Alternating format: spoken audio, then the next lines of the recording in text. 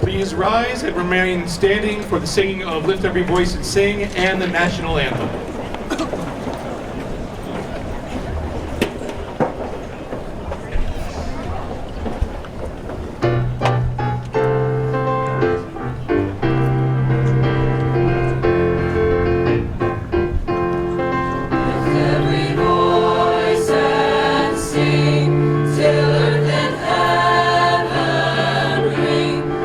With the harmonies of life.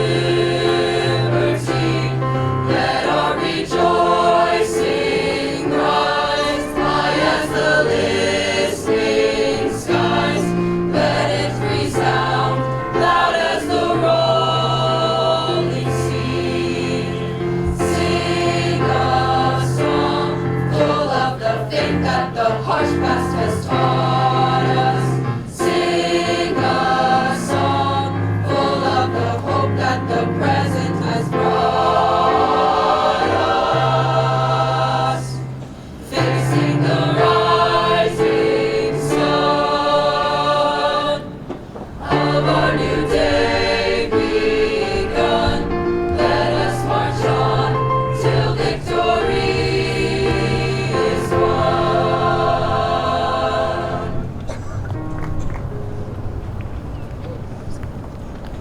Oh, say, can you see by the dawn's early light what so proudly we hailed at the twilight's last gleaming, whose broad stripes and bright stars through the perilous fight for the ramparts we watched were so gallantly streaming, and the rockets' red glare, the bombs bursting in air, gave proof through the night that our flag was still there. Oh, say does that star-spangled banner yet wave o'er the land of the free and the home of the brave?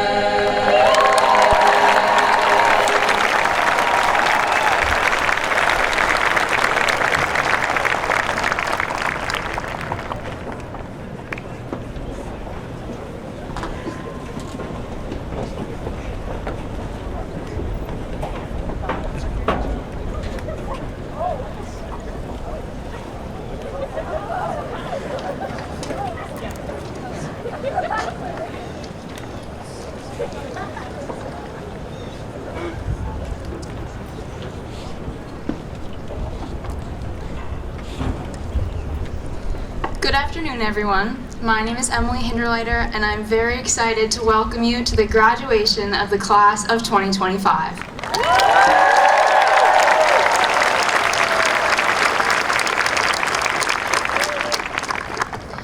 Before I begin, I'd like to recognize someone very special who wasn't originally supposed to be here today.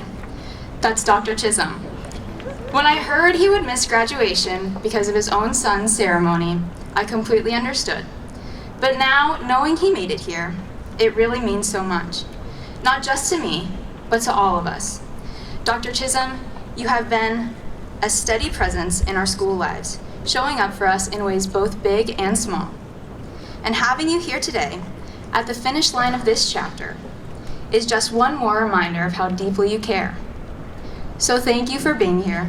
It truly wouldn't feel complete without you.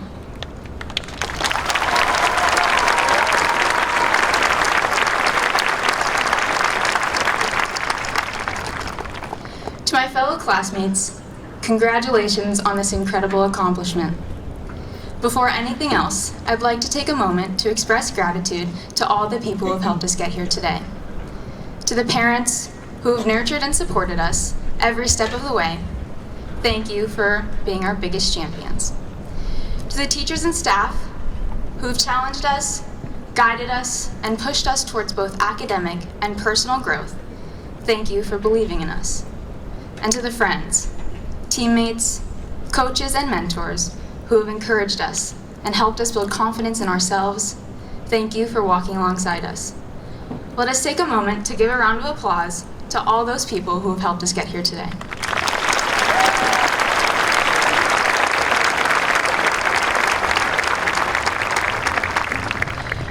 As I thought about what this day truly meant to me, one word came to mind: loss.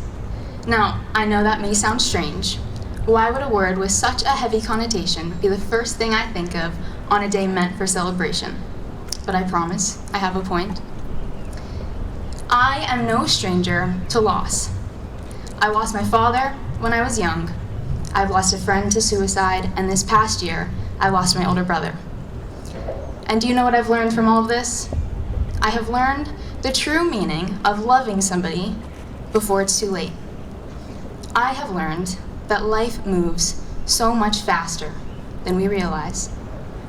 I believe that there is so much beauty in the world, more than we can even imagine, yet we often miss it because we are too busy rushing forward. I find that as high schoolers, we are constantly looking ahead to the next Friday, the next school break, the next season, the next step in our lives. And in doing so, we often fail to appreciate the present. We overlook the small moments that make up our days. Quick conversations with a teacher, the laughter in the hallways, the familiar rhythm of our routines. We live on autopilot, and we forget to take in the clouds while we're off the ground. My mom often tells me, don't grow up and stop getting older. As a kid, I always thought this was silly. Why wouldn't I want to get older, even if it were an option to stay young forever? But now, at 18, I think I finally understand what she means. Growing up means change, and change means we lose parts of our lives. And while new chapters will open, that means other chapters must close. And this is a chapter in my life I am sad to see close.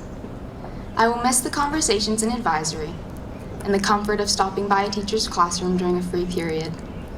I will miss the camaraderie of my teammates and the feeling of belonging in the sports that I love. I will even miss that sometimes treacherous walk from my car on Washington to the school. But, I think that's what makes the chapters of our lives so beautiful. They must end. And the feeling of missing those parts of our lives means that they were important to us. And they're a part of the reason we are who we are. The things we will miss the most are the very things that have shaped us into the people we have become. This tendency to look ahead to the next thing leads us to miss out on the importance of the things happening in our lives right now, however small or mundane they may seem in the moment. And I have learned that sometimes you may never get the opportunity for more of those moments. Sometimes those chapters close before you get a chance to finish reading. And while you will have more chapters to write, you will only get to experience living this one once.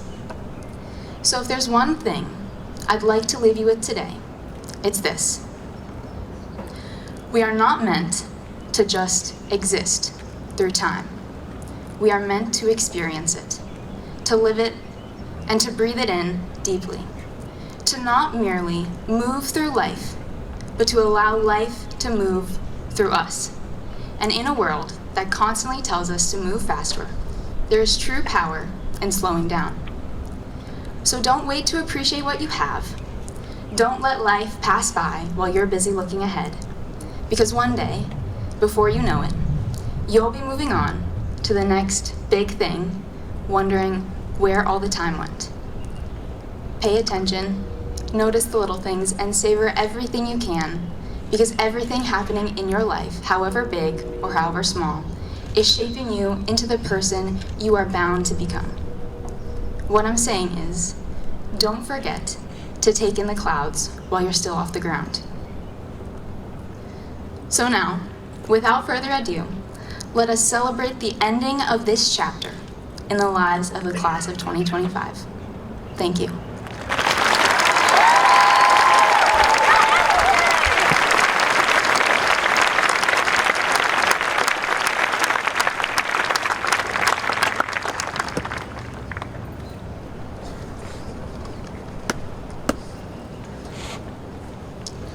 What's up, everybody, faculty, family, friends, and fellow graduates? As we say our last goodbyes, the Wellesley High School class of 2025 wants to leave something behind. Not just a gift, but a symbol of the time that we've shared here and a representation of our values of community and connection. We're very proud to pronounce our class gift 2 glider swing benches engraved with their 2025 graduate year and placed outside in the school courtyard.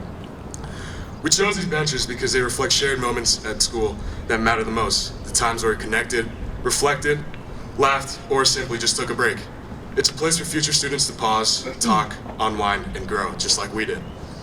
So finally, again, to our teachers and staff, we couldn't thank you enough for guiding us. To our families, Thank you so much for your endless dedication and support. And to the class of 2025, this bench is a statement of the legacy that we leave.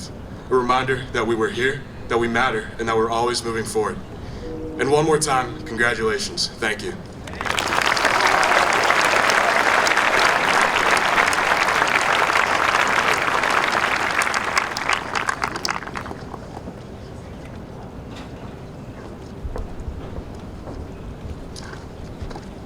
Good evening, everyone. Thank you so much for being here. So, my freshman year at Wellesley High, I started to get a new feeling.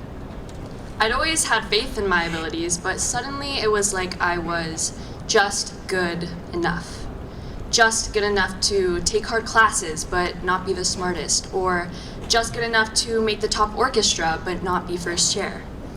Just good enough, I even thought at one point, to be elected class officer, but not re-elected, thanks to what many of my peers may remember as the Chick-fil-A fiasco. It was like, with every opportunity I took, I was waiting for the other shoe to drop. So I kept asking myself, what happens when I inevitably don't measure up? I still ask myself this question. In fact, I probably ask it more these days now that the stakes feel higher. That's imposter syndrome. When we're sure our achievements are accidents, our abilities fabrications. And I know I'm not alone. Maybe for my peers, it was just good enough to make the team but not varsity, or just good enough to make varsity but not to start, and then just good enough to start but not to win. You see what I'm getting at here? This feeling is so universal, so shared across skill and talent levels, and yet that makes it no easier to deal with. Left unfettered, it can suffocate us from the inside out. But the most fatal part of imposter syndrome is not that it's uncomfortable. It's that to soothe that discomfort, we have to retreat from the very successes that triggered it in the first place. But what if that discomfort could help us? I've been volunteering at the Prison Book Program in Quincy since sophomore year. It's a nonprofit where incarcerated Americans write to us requesting books like legal primers, westerners, mystery, poetry, you name it. And the first time I read a letter there, I froze. I thought to myself, oh my God, I should not be here. Because as a suburban high school student who had never experienced real hardship, or at least not on the scale of our readers, I felt extremely unqualified to be helping this man from Louisiana requesting a legal primer to navigate his case in the state courts. What if I sent him the wrong thing? Still, I stayed. My fellow volunteers welcomed me.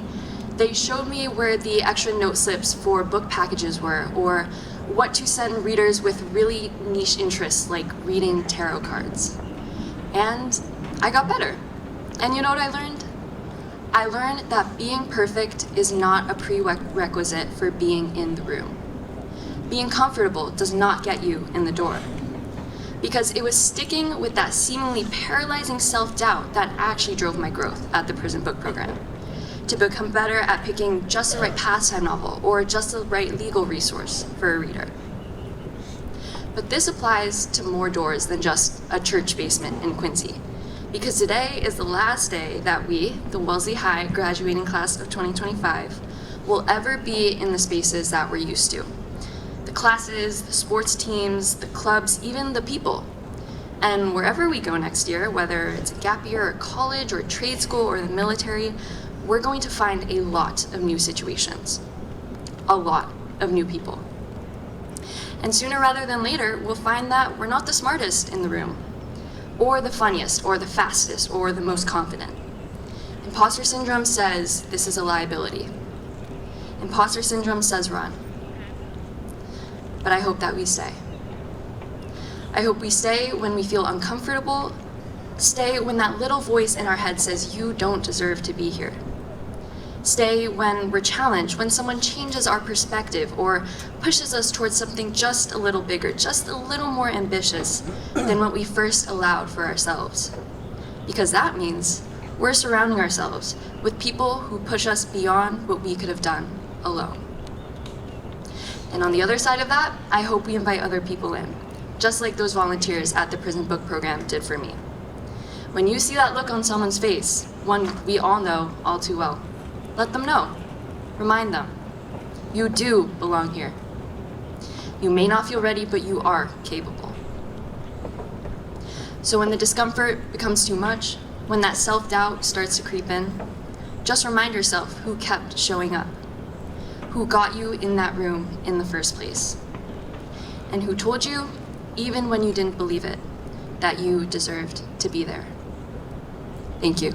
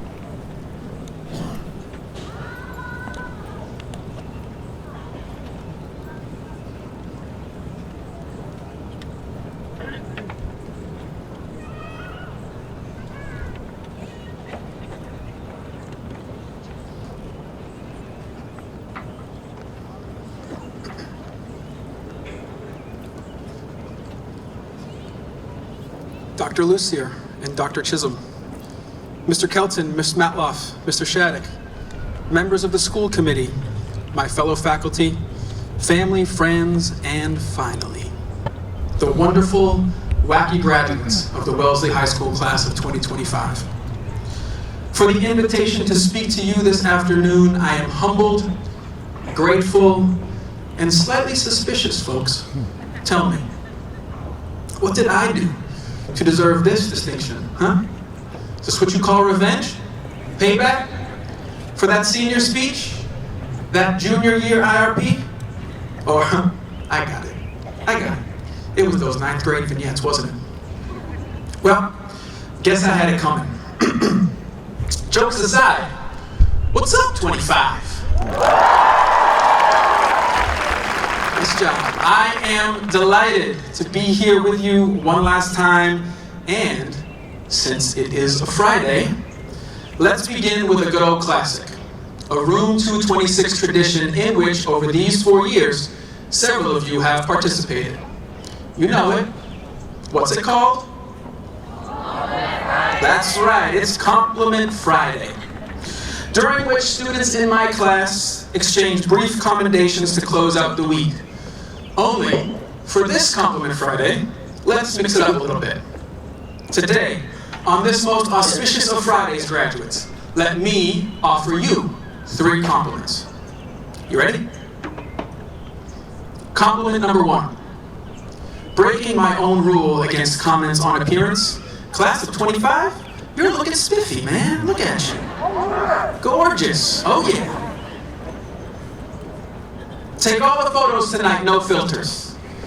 It's refreshing, actually, to see you dressed in something other than slippers, sweatpants, and tees branded with sundry college and university logos. You look well-rested, rejuvenated, exfoliated.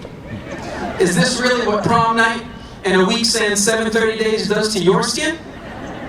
I gotta try me some of that. Compliment number 2. Congratulations on making it to this much anticipated moment, your graduation. Your presence here today, as soon-to-be recipients of a Wellesley High diploma, affirms that for 12 consecutive years, give or take, you showed your myriad teachers that you knew stuff. Through your innate gifts, straight-up smarts, and persistence. Through the love and guidance of parents, grandparents, and caregivers, siblings, friends, and neighbors, coaches, counselors, and tutors, you know stuff. Through bitter failures that made you work for sweet success. Late-night study-turned-cry sessions that primed you for early morning ahas. Fake friend drama that led you to your true peeps at last. You learned stuff.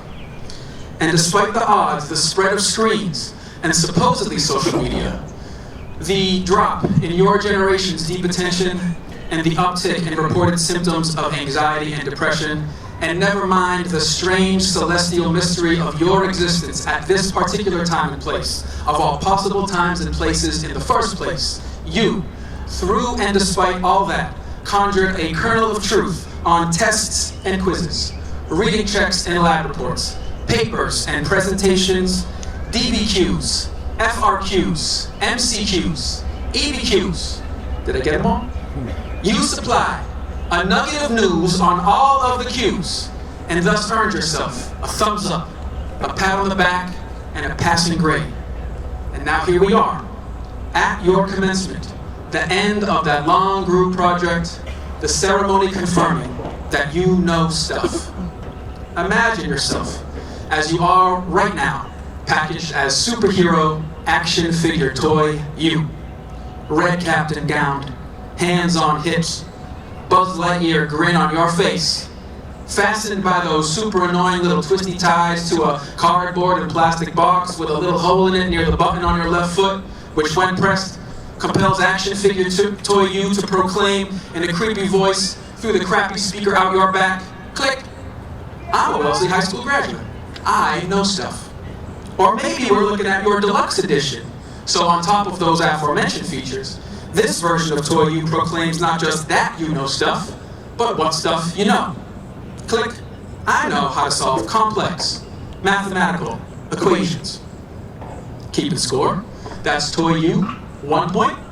Charlesworth, no points. Or maybe click, I know the laws of thermodynamics and can even apply them in literary discussions. Toy U, 2 points. Charlesworth? Still nothing. Or how about click? I know that the right answer in English class is always, well, you see, Mr. C, this whole novel clearly is a powerful yet subtle commentary on, wait for it, society. Now hold up a second, no point. No point for Toyu. Certainly, this known stuff, except for that last one, is commendable. And you should be proud of yourselves for having attained it. Yet I must tell you, in this unchaperoned, unrubriced, unrelenting world beyond 50 Wright Street, simply knowing stuff is not enough. Having learned stuff isn't enough.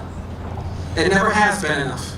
And given this day and age's advances in machine learning and artificial intelligence, simply knowing stuff might just be obsolete. Yes, as fate would have it, graduates, your matriculation into the world as humans who know stuff coincides with the rise of apps, bots, or as I call them, digital boogeymen that seemingly know stuff too. All those AP exams on which many of you just cooked, or that cooked you, OpenAI's ChatGPT-4 scores a 4 or above on practically all of them. The SATs, it gets in the 89th percentile for math, the 93rd for reading and writing. But all that's in the rear view, you protest. And you're right, because see, you know stuff. So let's talk about those tests that may be in your future. The GREs. ChatGPT-4 scores in the 80th and 99th percentiles on the quantitative and verbal sections, respectively. The bar exam, around the 90th. The medical knowledge self-assessment program, the 75th. The sommelier theory exam, measuring, in case you don't know, one's expertise in fermented grapes, the 77th.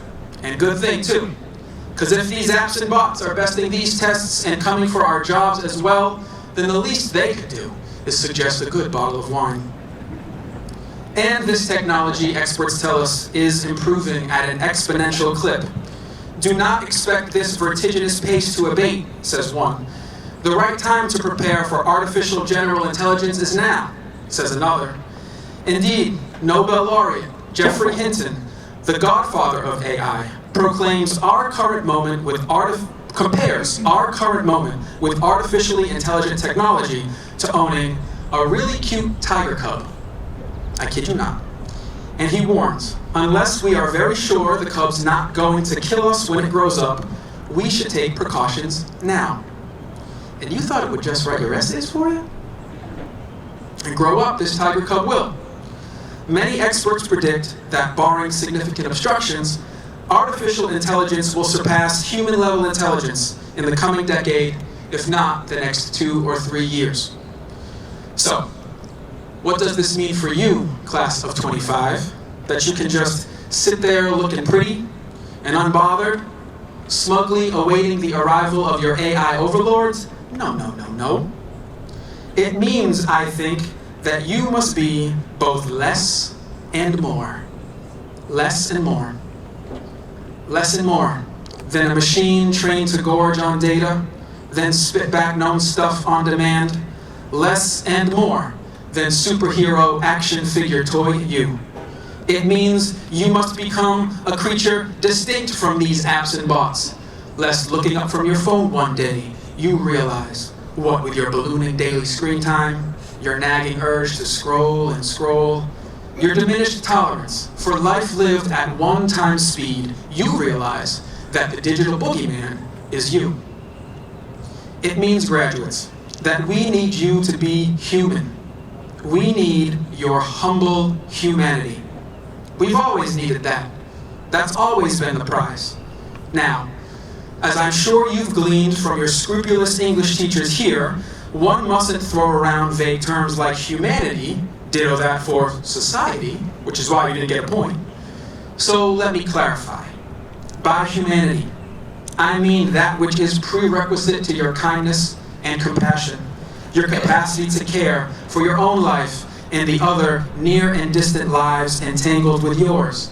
By humanity, I mean that essential part of you beneath the superficials of your academic record, demographic data, and ideological allegiances. By humanity, I mean your unplugged self, your analog self, your unlabeled, uncommodified, truly invaluable self, the self that knows more than all other stuff that you and I and all the lives we love are finite, a mortal mix of mind and matter, noble in reason, in apprehension like a god, and yet, asks Hamlet, what is this quintessence of dust? But don't take this call for your humility, this plea for your humanity, from little old me though. After all, I'm 0-2 against toy you. Take it instead from Socrates, that philosophizing gadfly of the Agora, and the namesake of all those Socratic seminars you've done over the years. Named the wisest man in all of Athens by the oracle at Delphi. Hint, that's a freaking big deal. Quite the promotional blurb for his cardboard and plastic box. Socrates declares, I know that I know nothing. Or perhaps Buddhist practice is more your jam, in which case I present the parable of the learned professor who, craving enlightenment, seeks the wisdom of a Zen priest. Obligingly, the priest invites the professor to sit at his table, and he pours his guests some tea until it overflows the cup. It's full, it's full. Stop pouring, blurts the professor, annoyed that such a wise one should be so foolish. But the priest replies, the same is true of your mind. How can I teach you if you don't first empty your cup? Or take it from the aloof Buddha of hip-hop, the Drake assassin himself, my guy, Kendrick Lamar, who commands, sit down, be what? Be humble, that's right. Poor little action figure toy you muttering, I know stuff, I know stuff. Don't get mad at him. Don't act like she's not there. Instead, remake them, or better yet, restore them to their inborn factory settings. Tear off those twisty ties. Break free of that box. Get rid of that button and crappy speaker on your back, along with the narcissistic need to subject your every thought to spectacle and soul-crushing self-comparison. Quiet down, slow down, put the phone down, so you can nourish a spark no app or bot can ever know. It's the spark kindled, human to human, during that book discussion, that thermodynamics lab, or that calculus lesson. The spark that caught fire, human to human, in that band room, or on this field, or on that stage, and came alive. Transcend the DBQs and the EBQs, and light out urgently for the BBQs. The big burning questions, like what am I doing here anyway? Who do I want to become in this world? And if everything dies at last, and too soon, writes Mary Oliver, what should I do with my one wild and precious life? May this project, the one needing answers to these questions, never end for you, and may its deadline always be now. And as for that third compliment, graduates, let me reach into the stuff that I, graced by your good company these past 4 years, have come to know. Compliment number 3. I know you can do it. You got to. We all got to. So, in the words of Railroad Tommy, from Toni Morrison's humane Song of Solomon, let me be the first to say to you, welcome aboard. Thank you.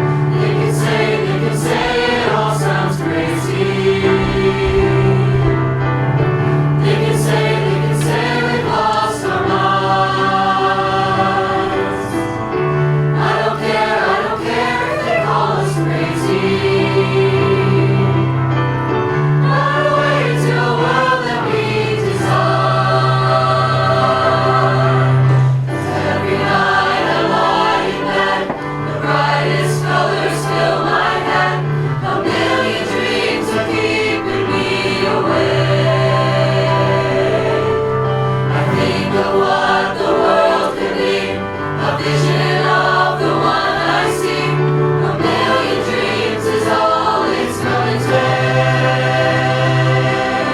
A million dreams for the world we're gonna make. However big, however small, let me be a part of it all. Share your dreams with me. You may be right, you may be wrong, but say that you'll bring me along to the world you see, to the world I close my eyes to see. I close my eyes to see. 'Cause every night I lie in bed, the brightest colors fill my head. A million dreams are keeping me awake. I think of what the world could be, a vision of the one I see. A million dreams is all it's gonna take. A million dreams for the world we're gonna make.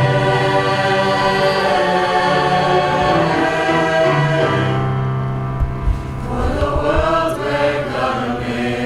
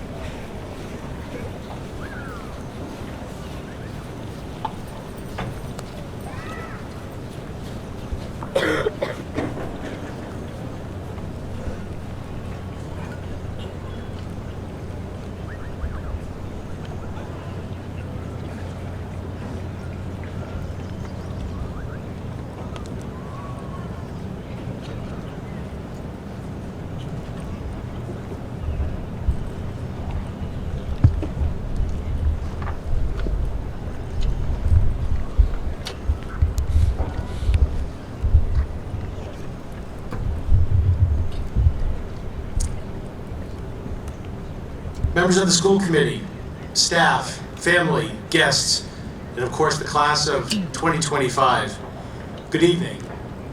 I'm David Lucier, the very proud superintendent of the Wellesley Public Schools, and I'm honored to be joining you on this most important day for our community as we honor our graduates. And what a beautiful night it turned out to be. You may have noticed this amazing field now has lights, we have bathrooms, these are heady times.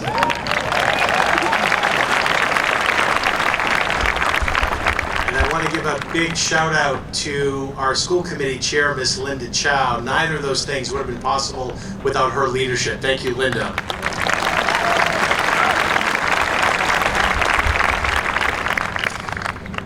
Before offering some specific thoughts to our graduating class, I'd like to begin with a few important recognitions of some individuals who have supported our seniors on their path to tonight's ceremony.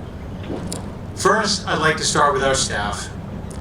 Seniors, from the time you entered the Wellesley Public Schools, each year you've been taught by an exceptional group of educators who have challenged and encouraged you to learn important skills, collaborate with each other, and sometimes to believe in yourselves as much as they believed in you.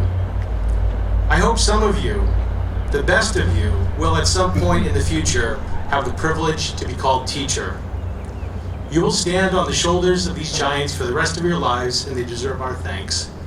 I'd like to ask all of our Wellesley Public Schools educators in attendance to stand and please be recognized.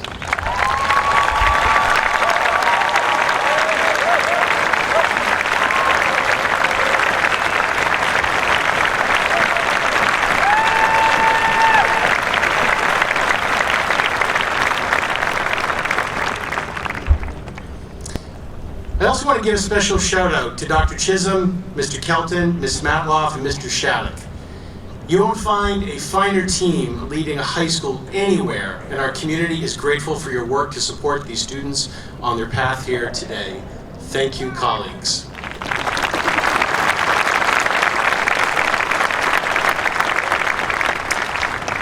There's another group of educators here tonight that deserves our recognition also, and they are the parents and caregivers of the class of 2025. Our parents are our first and perhaps most important teachers. Seniors, your parents have been in your corner from day one, a fact that's not likely to change even as your address does.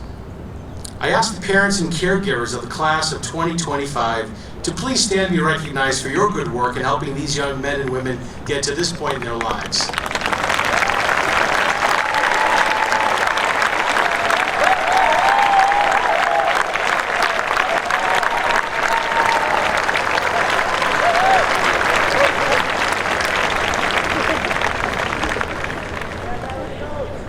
So, class of 2025, I'd like to offer a few final thoughts for you specifically. It may be cliche at this point to say that we are living in uncertain times, and you likely have some anxiety about the world in which you are about to enter. Challenges abound. Despite the settled science of global climate change and the obvious evidence of its impact on our planet, our policies and practices still lag behind what should be a shared and urgent commitment. Science in general right now is often being questioned at a time where any idea, however far-fetched, can be lifted up and given credibility. Our democratic institutions are being severely tested, and political partisanship has become the order of the day instead of actually solving problems. And our national discourse happens too often in echo chambers in which our own views are further amplified while all other opinions and those who hold them are vilified. A speaker I heard a few weeks ago, when attempting the challenging task of characterizing the moment we are living in, shared an observation that historians tend not to use the word unprecedented in their work because the patterns of history tend to repeat themselves. Making the same point in his own unique style, Mark Twain famously commented, "History does not repeat itself, but it often rhymes." And they are both correct. Our nation has certainly experienced deep divisions before. We can look to the time between Abraham Lincoln's election and the firing on Fort Sumter and the start of the Civil War. Fast forward, and we can look to the system of racial desegregation that defined life in this country deep into the 20th century, or the polarization that followed the war in Vietnam. In short, deep divisions in this country are not new. But while these divisions are not new, so too do we have a history in this country of aspiring to be better. Thomas Jefferson, arguably our most famous founding father, and himself a slave owner, also authored the Declaration of Independence and articulated a definition of fundamental human rights with an eloquence that has been quoted in democratic movements ever since. Our history is replete with individuals who did not accept the conditions around them and worked tirelessly to improve them. From the Civil Rights Movement, think of Frederick Douglass, Fannie Lou Thamer, Dr. Martin Luther King Jr. Fighting for women's rights, consider Elizabeth Cady Stanton, Ida B. Wells, Helen Keller, Gloria Steinem. In education reform, consider Horace Mann, John Dewey, or more recently, and very close to my own heart, Deborah Meyer or Ted Sizer.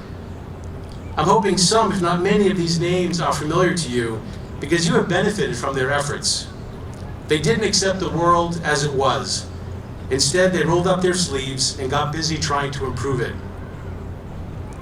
Seniors, you were recently treated to a talk by Nicholas Burns, Wellesley High School class in 1974, a highly regarded American diplomat who most recently served as the United States ambassador to China. I was able to sit in for part of his talk, and what resonated for me was his challenge to you about the importance of service. Whether that service is your immediate next step or comes later in your life, it's critical that each of you feel a responsibility to give back and make your community, our nation, our planet, a better place. Don't accept the world as it is. Strive to make it better. And you already have the muscle memory to do this. This class has engaged in countless hours of community service within Wellesley and beyond. I've seen you offer a hand to a fallen teammate, put an arm around a friend in need, and use your voice on behalf of those who may be marginalized. Listening to the senior awards on Tuesday night, I was struck not only by your academic achievements, but the many comments about your character and the care you have brought to those around you. Please, please continue to do these things, and please don't close the door to opportunity behind you. With so much uncertainty around us, my hope is that you will not live your lives as bystanders. We need your head, your heart, and your hands to shape this world. We need your engagement to face the many challenges before us. We need your belief in what President Lincoln called the better angels of our nature. In short, we need you to roll up your sleeves. Wellesley High School class of 2025, we honor your many achievements, but most of all, we look forward with great anticipation to watching you realize your potential as you shape our collective future in the years ahead. Congratulations on your graduation and Godspeed on your journey.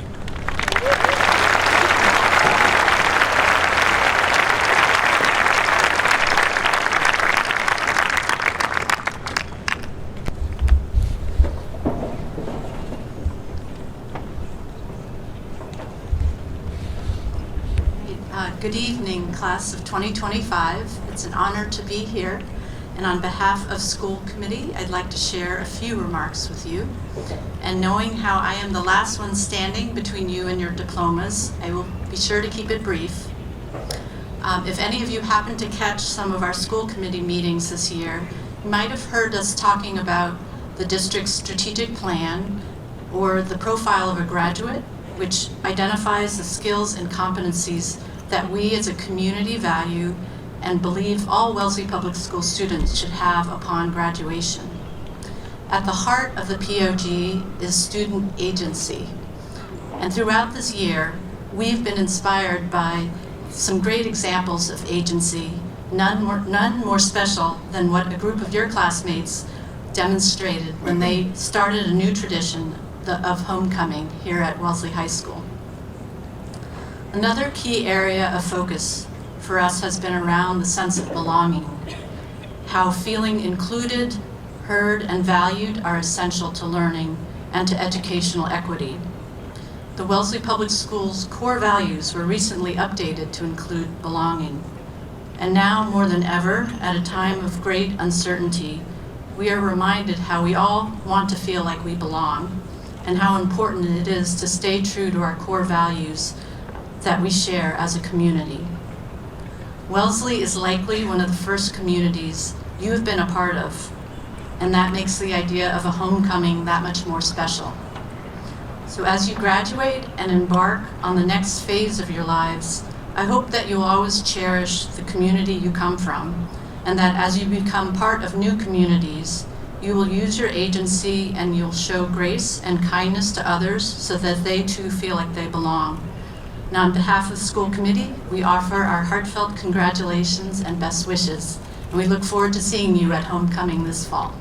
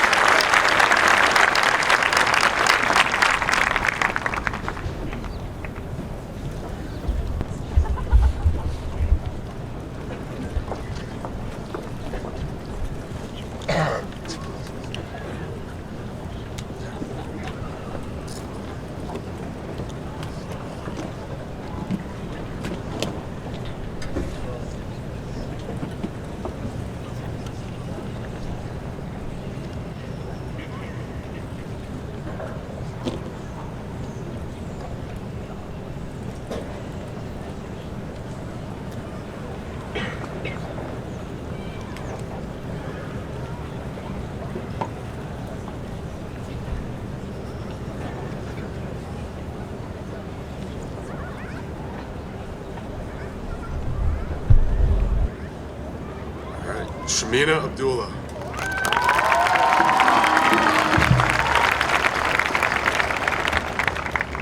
Cole Douglas Adams.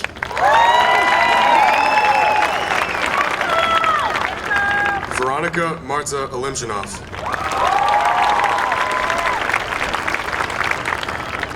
Grace Elizabeth Allen.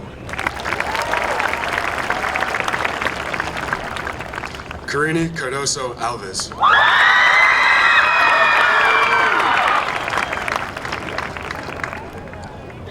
Benjamin Nathaniel Aronson.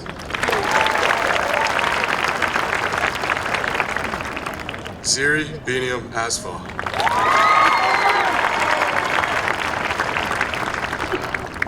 Joel Nana Abba Asan.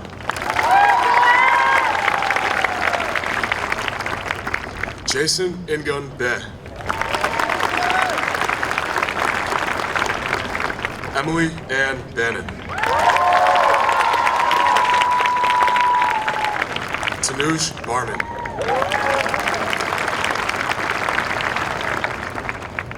Tessa Catherine Barron.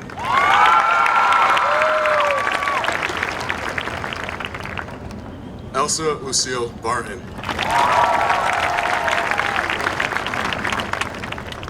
Sloan Fair Baca. John Butler Battolino.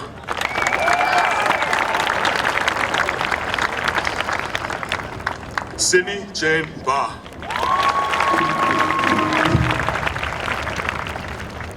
James Patrick Baggins.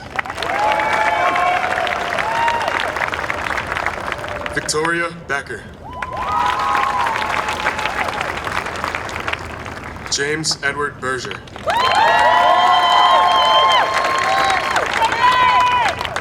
Ileana Marie Bertucci.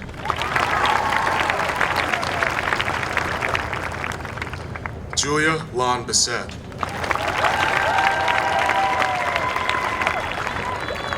Jeffrey Malcolm Blakely. Deirdre Coleman Blossom. Lily Catherine Bolin. Thatcher Dow Boniwell. Henry George Booth. Abigail Nelson Braccio. Spencer Forrest Briggs.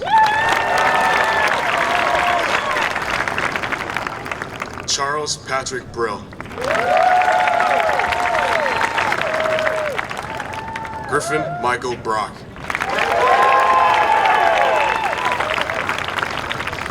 John Patrick Brazahan.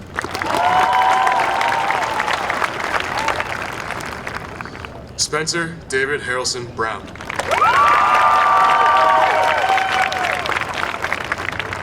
Ame Sophia Brown Borges.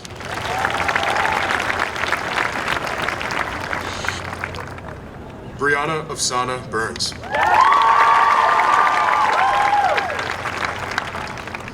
Kira May Caffrey.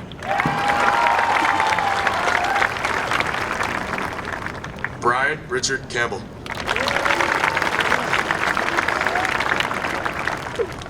Maxwell Cougar Carden.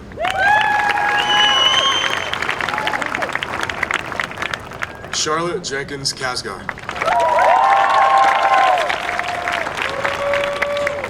Christopher David Serta.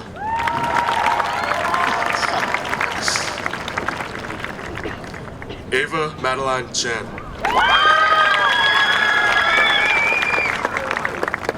Derek Kitching Chan.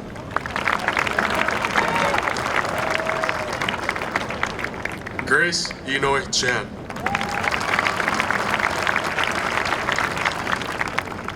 Ivan Yinshun Chan. Alice Yushuan Chang.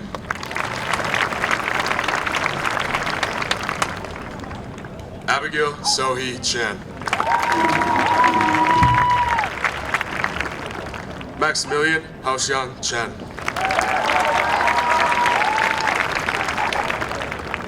Selena Wu Chen.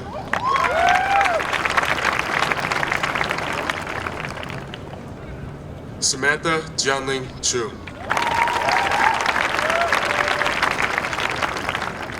Maxwell Henry Chismadia.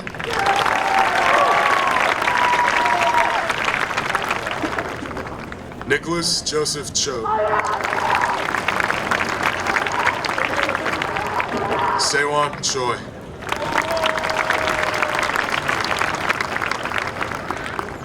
Naya Amabel Choi Bunham. Shandu Damian Christopher.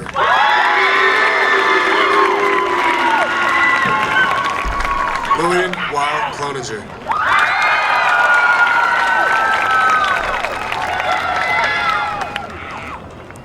Grace Michaela Cochran.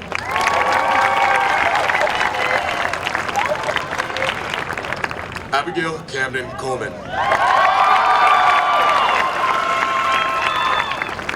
Eric Benjamin Collard.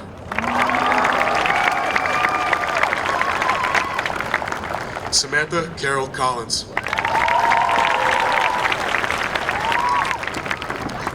Ann Doust Camella.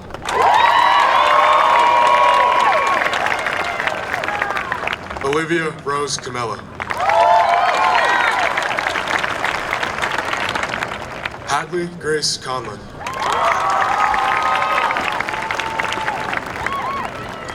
Louisa Margaret Cook.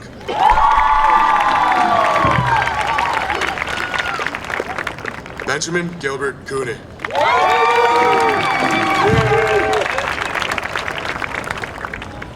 Gabriella Christina Cousins.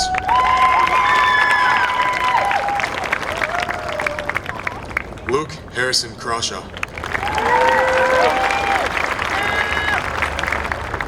Carly Kathleen Cristoforo. William David Crowley.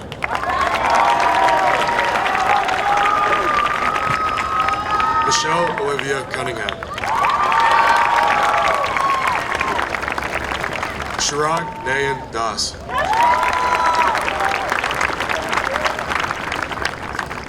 Paula Isabel Dalzell Violonga.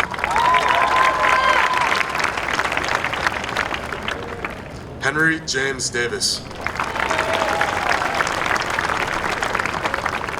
Tori Elizabeth Dawes.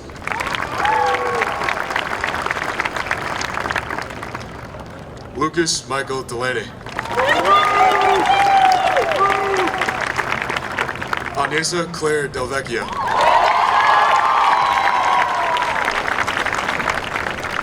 Tyler Haas Desmond.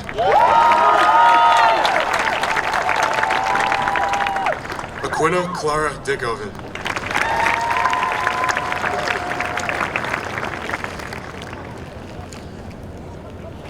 Sophia Dobato Quillis.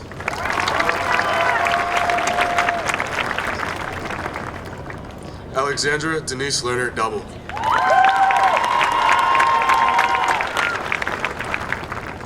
Anna Kate Dravenstow.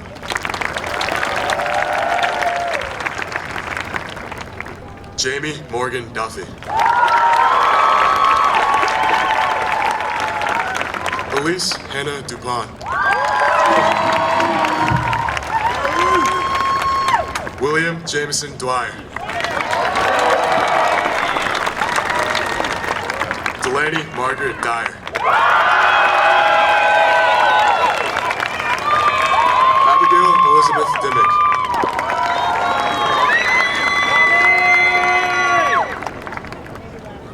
Jaden Shijun Fang.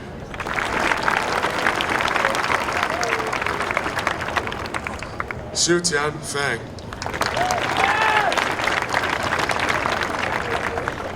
Gabriella Ashley Fisk. Catherine Noel Fitz.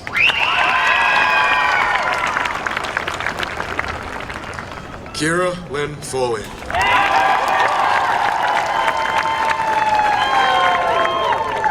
Sincere Tekis Fontaine.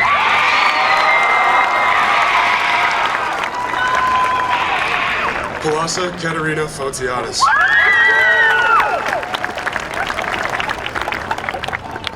Lucy Sylvia Fox Vivian. Owen Todd Frampton.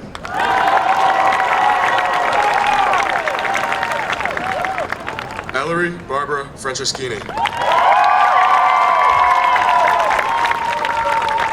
Liam Jean Bernard Furlong. Charlotte Rose Gabriel.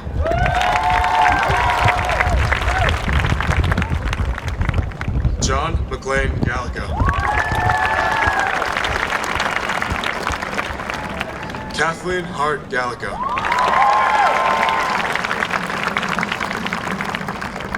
Adam Prince Gerson.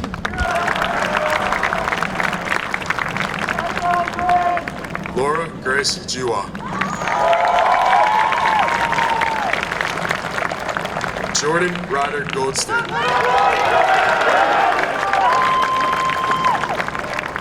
Amara Leigh Goncalves.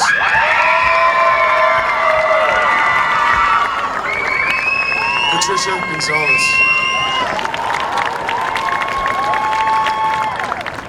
Paula Gonzalez. Jack Samuel Gordon. James Ellis Gordon. Isabel Catherine Graham.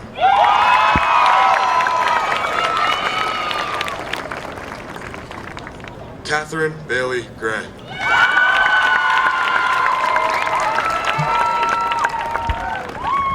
Shannon Boyce Griffin.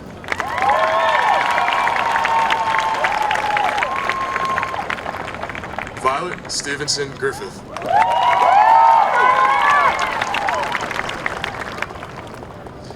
Neha Shilpa Guruprasad.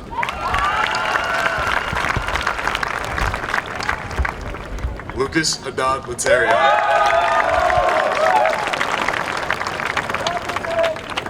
Armita Hamra.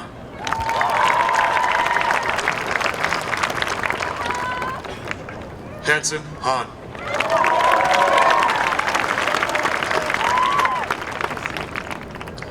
Samuel Olin Hena.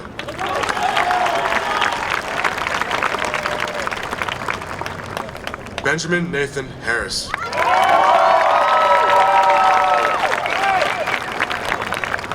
Hadley B. Harris.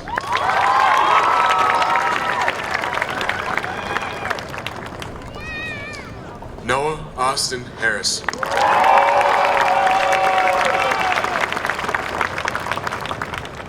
Evelyn Grace Harrison.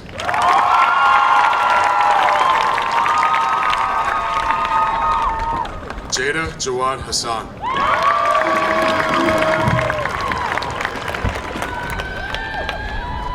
Frederick Lawrence Hatch.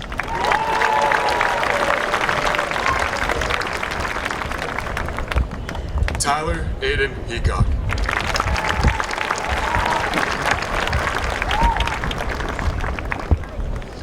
Eric Kong Helgren.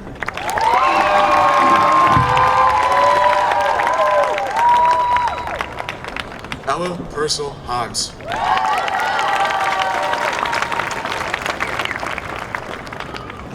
Evan Monroe Hinchley.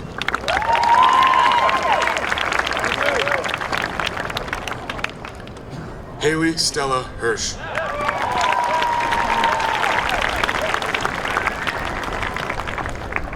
Elizabeth Ann Herder.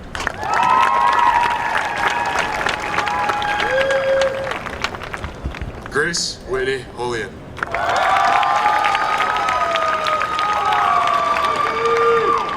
Julie Roland Hong.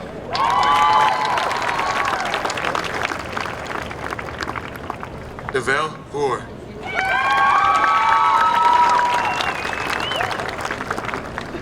Caitlin Mary Hines.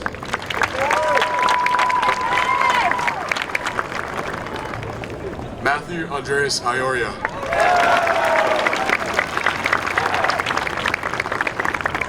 Saray Danea Jackson Perret.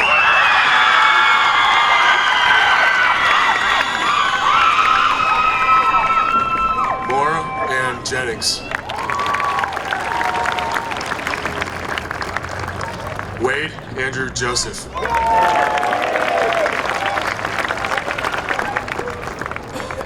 Brooks Logan Karofsky.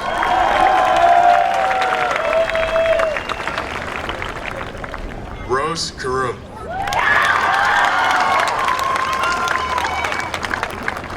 Yiming Ke.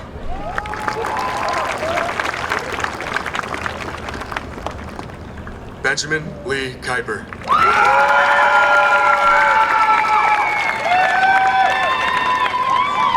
Jocelyn Paige Kelly.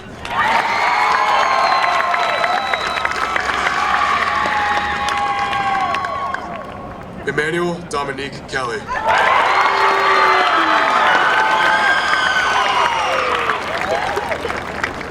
Jenna Grace Kelly.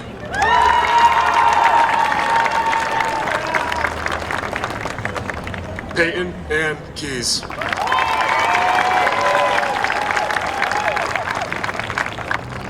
Jack Kikuchi.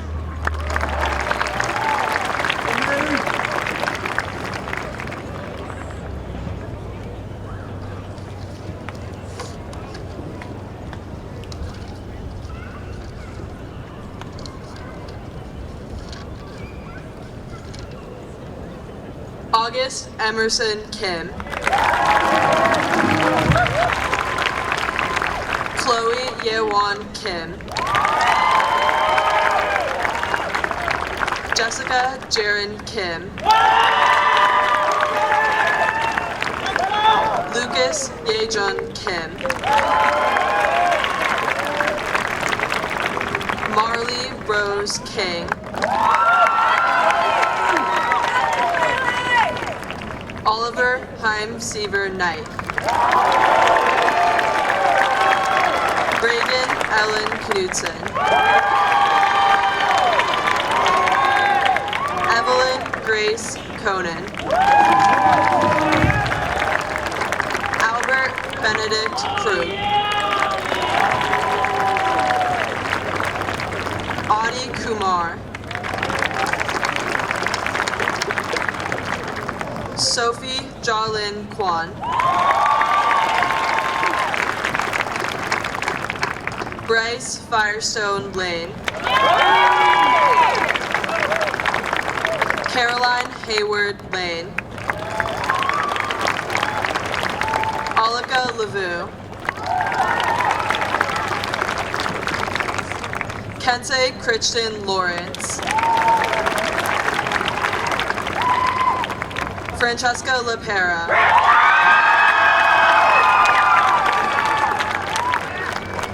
Maximilian Kevin Zine Leach. Lindsay Jean LeBrun. Alexandra Wingyon Lee. Alexis Catherine Lee. Hannah Yoonjong Lee. Jeremy Seyong Lee.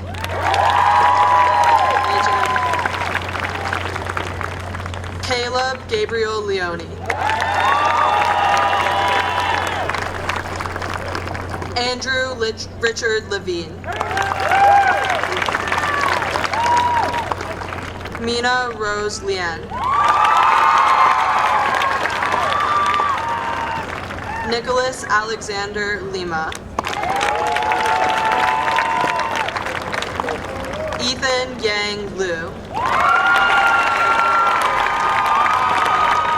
Lincoln Patrick Loftus. Sarah Long. Alexandra Bell Liu. Emma Lapardo.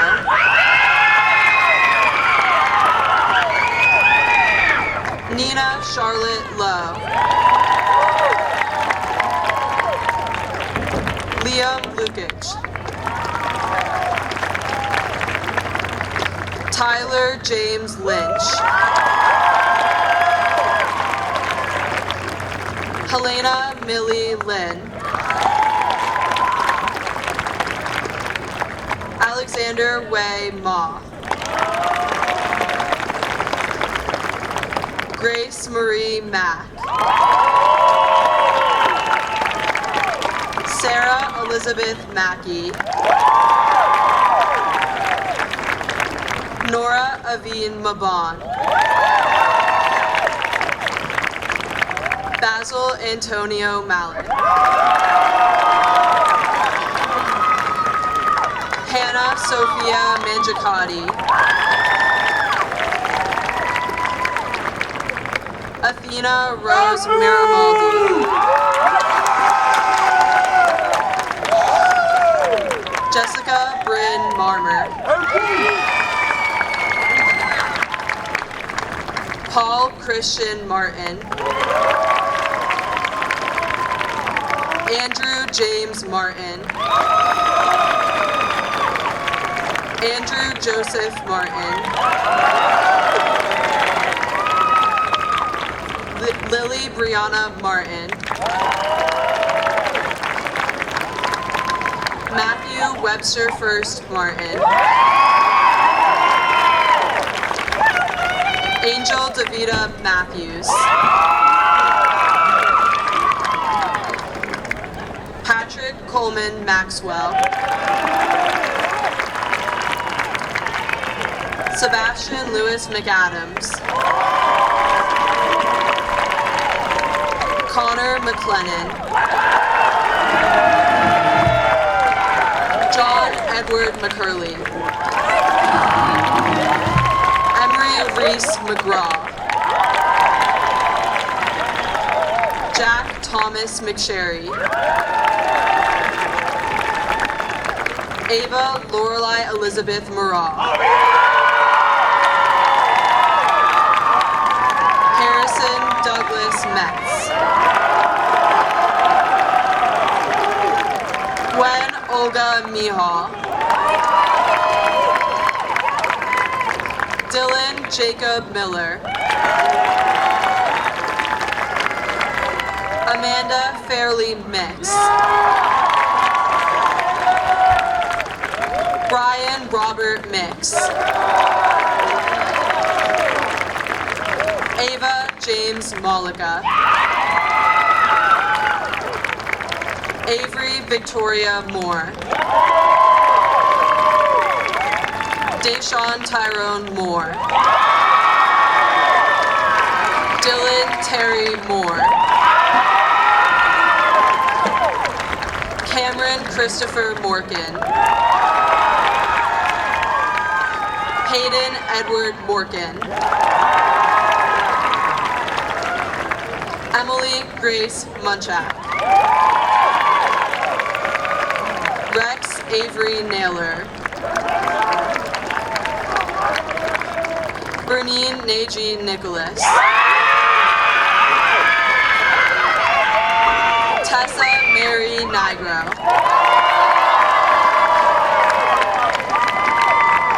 Kendrick Tomo Kong.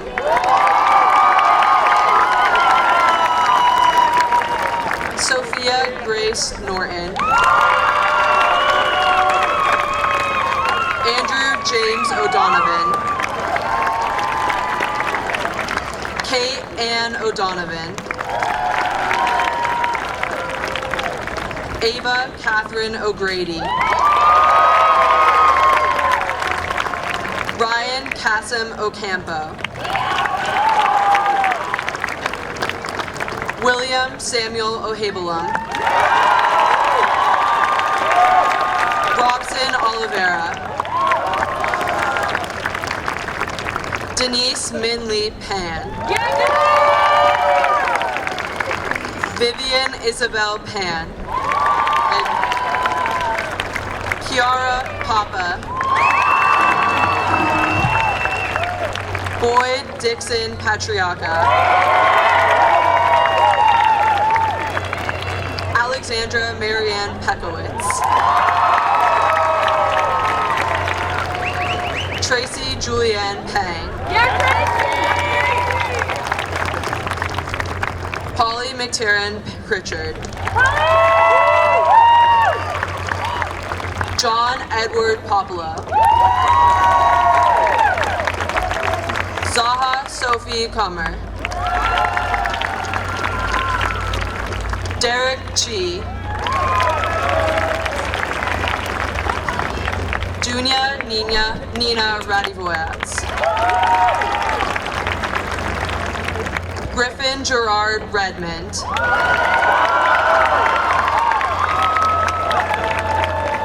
Dylan David Rietmeyer.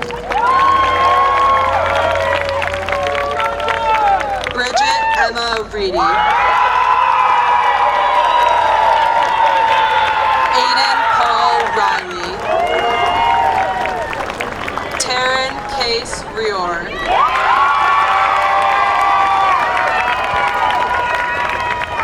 Netta Reski.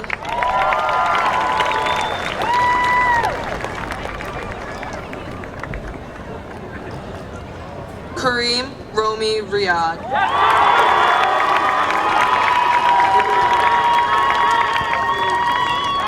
Emily Ardeel Rich.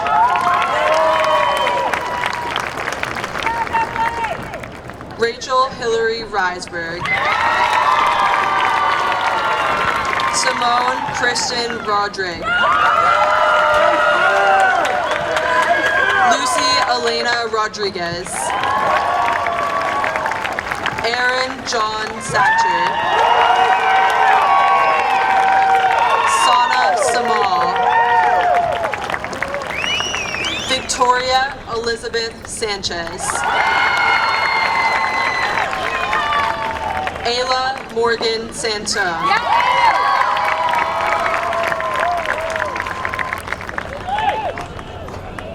Ismail Aran Satar.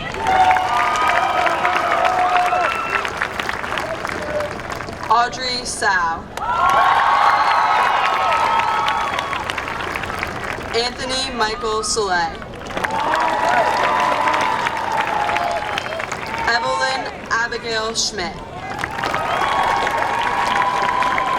Jessica Ruth Schumer. Nathaniel William Schwartz. Daniel James Shortino.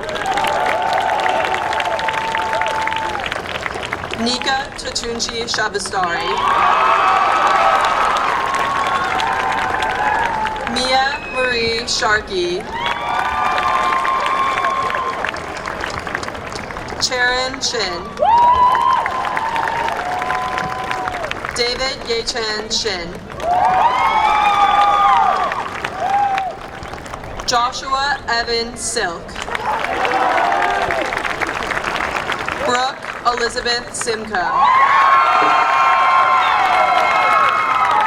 Alana Reese Siskent.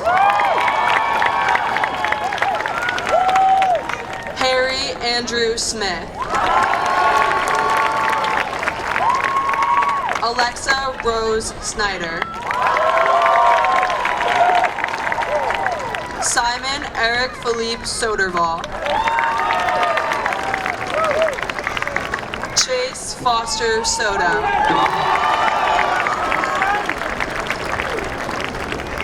Lucy K. Stathis. Jason Tyler Stevens. Catherine Elizabeth Stewart. Jackson Christopher Studemeyer. Jalen Winston Studemeyer. Alex Sue. Stella Maria Swan. Madeline Lily Tan. Seda Tanger Virgin. Samuel Martin Tower. Yaniv Dylan Towski. Nicole Tavis. Lily Kate Thomas. Avery Spencer Thornton. Lucy Ashton Thornton. Liliana Yime To. Ho Yan Trin. Real Antonio Say Adams.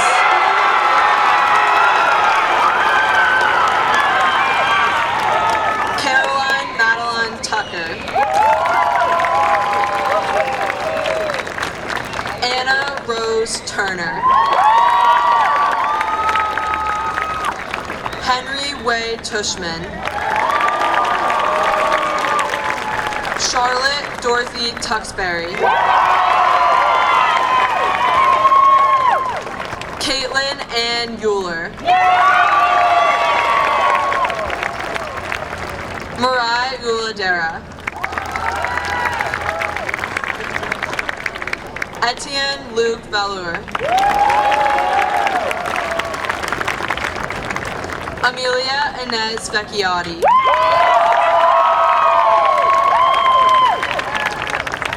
Leo Christopher Valivas. Edward Yanis Voldens. Anastasia Ava Wagner.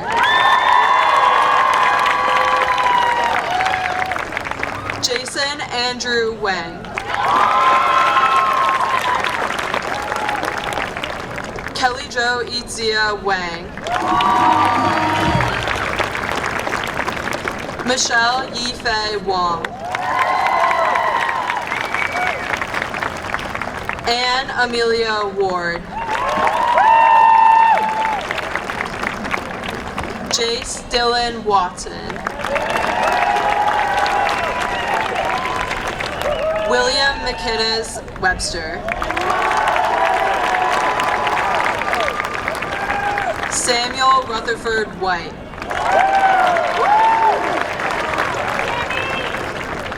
Jaden Maya Wigneswarren.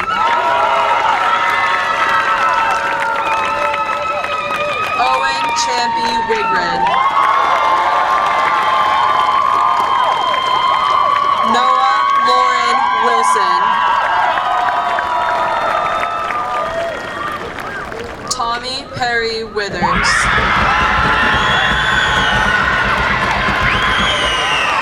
Evelyn Kim Wall. Andrew Jang Yang. Matthew Mingwei Yen. Jolie Chimin Yu. Jiashi Dennis Zhang.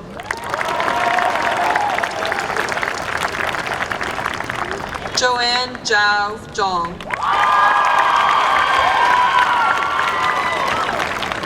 Finn Zilla.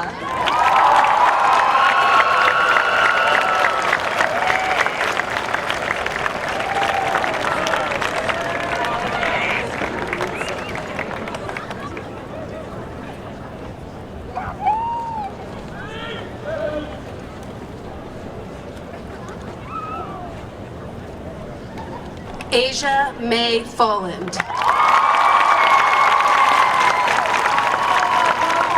Grace Patricia Hill.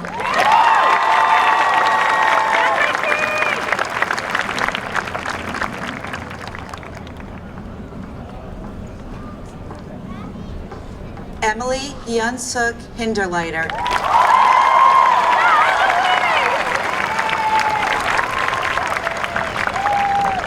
Eddie Yang Su.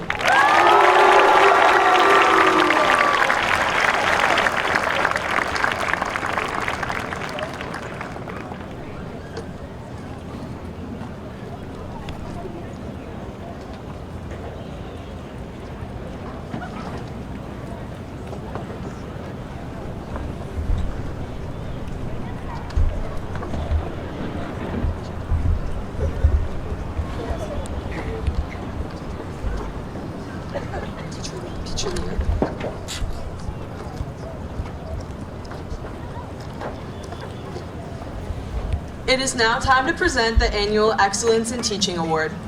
The Teacher of the Year is decided by student votes from all 4 grades and a committee of past winners, students, and administrators. This teacher is described by their colleagues as the kind of educator we should all strive to be: committed, innovative, and deeply student-centered. Working alongside him pushes me to grow and improve. He genuinely makes me want to be a better teacher every single day. His dedication to student learning is unwavering. This teacher is always available for his students and colleagues. I have seen him in the hallways sitting on the floor, in other classrooms, anywhere a student needs help, he's there. He is a continuous learner, a calm presence, and a wonderful human being. Students say, "I look forward to his class daily because he understands the importance and joy of learning."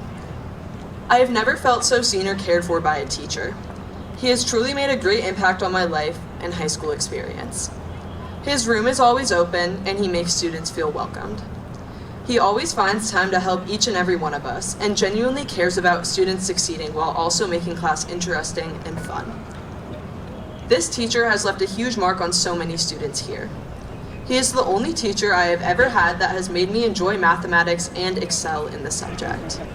He teaches in a way that resonates with many students and is someone I can always confide in. He is easy to talk to and helps me with my math work even though I'm no longer his student. This teacher demonstrates extraordinary concern and personal care for his students. He heightens teaching through building relationships, which encourages engagement and collaboration in our class. I mean, this guy has to be getting votes, right? He pushes students for self-discovery.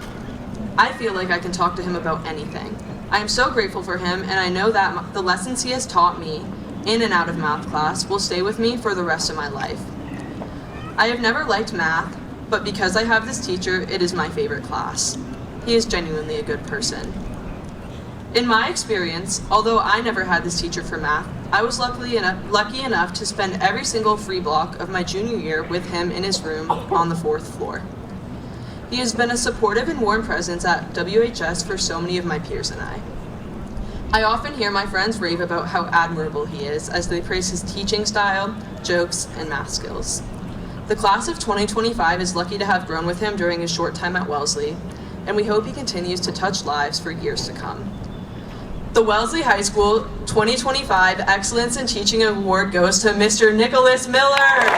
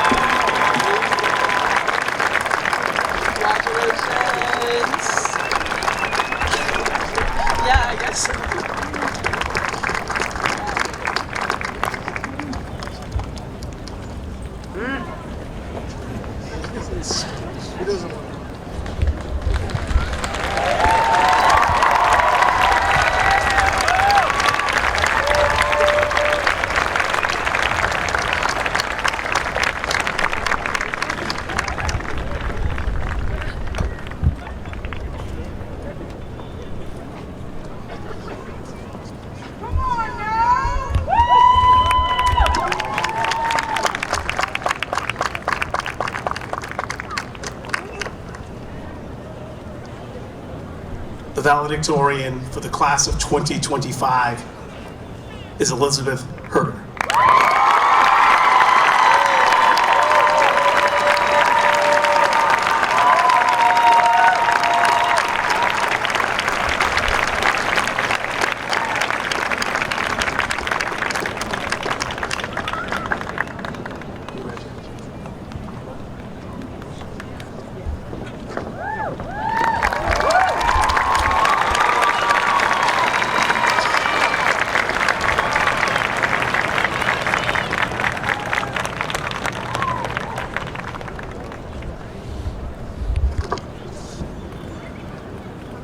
Good evening, and congratulations to all of you. My name is Colin Shattuck, Assistant Principal at Wellesley High School, and it is my great honor to present the first of 2 Senior Cups to a member of the class of 2025. The Senior Cup is awarded to 2 members of the senior class who, in the opinion of their peers, is the most outstanding in character, school citizenship, scholarship, and activities. Our first winner is described by her teachers in this way. She is an exceptional English student. She is not only incredibly intelligent and curious, but she is also kind and good-humored, which makes her a distinctive reader, writer, and class participant. She leads by example, helping to create a learning environment where it's okay to care about big ideas beyond the grade or the test. I feel fortunate to have taught her during her 4 years here. She She's a BC Calc graduate who has been an outstanding student assistant in analysis this year. She developed a strong relationship with the students in the class through her consistent patience and consistent willingness to help them through problems they found difficult. Very impressive work ethic too. She consistently demonstrated remarkable focus, discipline, and dedication to learning. She is not only humble and sincere, but also always willing to support her peers, truly a student of both strong character and academic excellence. Her seriousness of purpose, her ability to think through critical feedback and then apply it to sharpen her skills was very impressive. She never argued about grades, just used feedback as a tool for growth. And finally, it's so hard to stand out in a senior class that is as special as this one, but she does. I am not embarrassed to say that I look up to her. She's the kind of person I wish I was when I was in high school. Our first Senior Cup winner is an outreach manager for the Art From Inside organization. She has volunteered for Doctors Without Borders, Music for Society, and the Massachusetts Appleseed Center for Law and Justice. She is a member of the MMEA All-State Orchestra Ensemble and a gold medal recipient at the MICCA Orchestra Competition in 2024. She is the editor-in-chief of the WHS literary magazine Red Ink and is a regional director with the Back to Bach project. She is the winner of the 2024 Orchestra Award and Dartmouth Book Award. She won the Wellesley Service League Centennial Youth Service Award, the Wellesley Scholarship Foundation Award, the Robert S. Davis Instrumental Music Award, and the Principal Leadership Award in 2025. She is a 4-year class officer and will be attending Harvard University in the fall. This year's first winner of the Senior Cup is Asia Foley.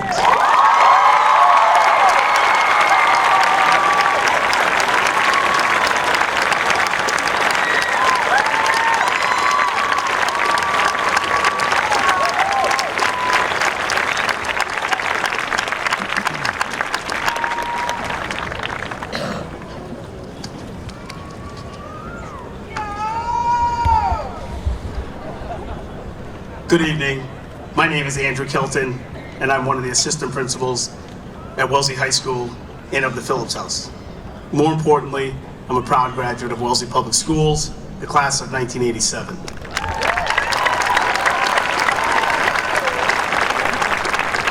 Tonight I have the pleasure of presenting the male recipient of the Senior Cup. This young man is the delight to have in the classroom, on the athletic field, and in the hallways of Wellesley High School.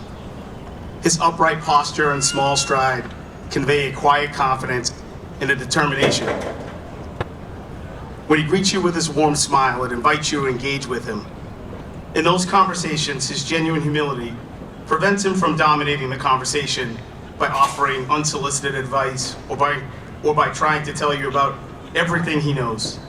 He just listens with interest, and at the correct time, he offers something constructive to consider. And when your conversation is complete, more often than not, you feel better because you've spent time together. In the classroom, his contributions are a consistent attempt to advance the teacher's lessons.